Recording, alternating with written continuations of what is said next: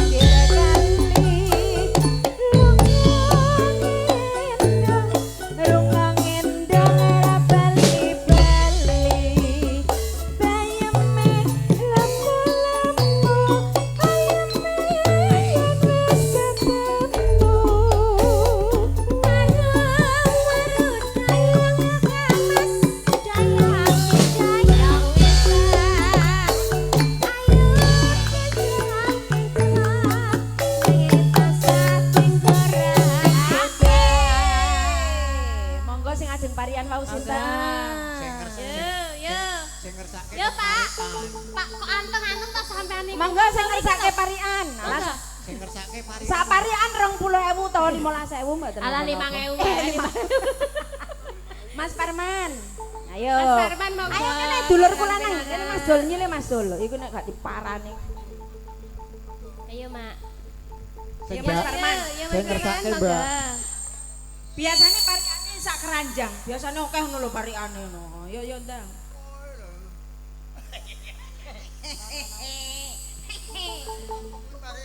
Ambil napas dulu, Mas. Ayo Mas. Iya. Iya, kayak contoh apa piye? Pring gading mentol pucuk. Nah, base Mas Darto parian sih. Mas Darto parian sih. Dalan sepur dilumpati acur mumur tak lempati.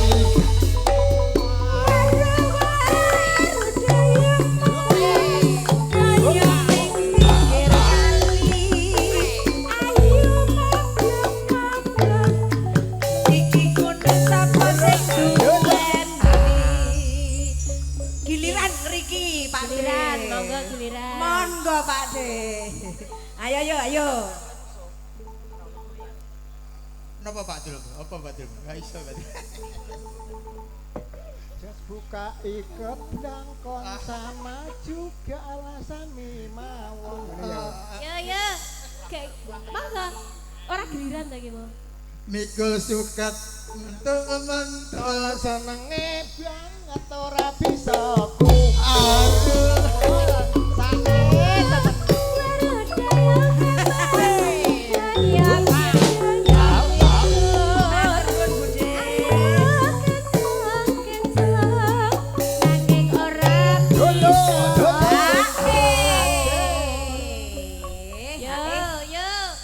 Bude sing parian Bude, mangga. Bude, kula ajari. Ajari. Diajari kaya pedet ae. Mangga Bude. Gersik nang Surabaya kalan dhisik aja ngersula. Asik.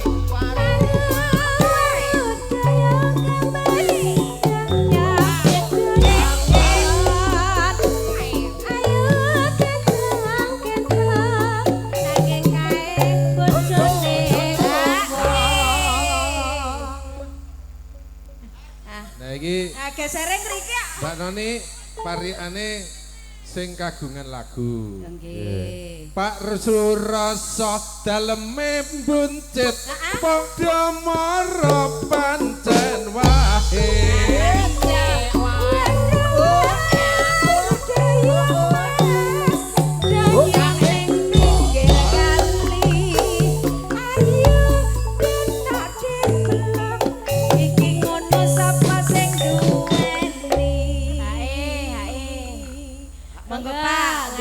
urung ngiri, sida. monggo. Monggo. Ora mudeng nek kula wuruki purun mboten. Dek nang Pak De Surasogi iki, nang Pak De Surasogi. Riki nang Pak De Surasogi. Monggo tak teng Pak De Surasa iki muga-muga sehat. Amin. Sediluk meneh nanggap komunitas Podomoro. Monggo Pak De parian Pak De. Ya Allah sehat nggih Pak De nggih. Udah alhamdulillah ya Allah. Monggo parian. Waru doyong ning pinggir kali. Ayo moblong-moblong kek ana sing duweni. Pak De. Jarene tukang kerjang kok ora unguhi padahal Pak De wis tenanan lho. Tukang kerjange piye to? Kan baleni meleh terus. Lah iya. Oh, sengaja banget tak wek. Ayo sapa sing ana dulur lanang tulono. Waru doyong ning pinggir kali. Terus? Denok diblong jenenge Fitri. Waru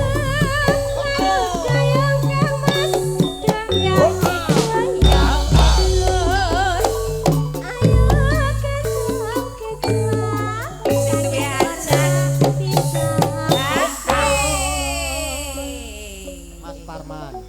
Mas Parman mari Mas Darto. Mas Darto rekae sibuk. Iya. Mas Darto wis. Nek ora- Yo pari ono. Nek ora ya Budarto. Surabaya. Monggo. Parian Cak Darto.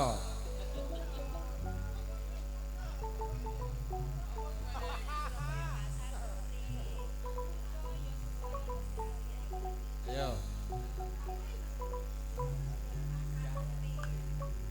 Surabaya pasare turi nguri budaya supaya lestari waru doyong mas doyong ning pinggir kali ayu ngoblong-ngoblong sing duwe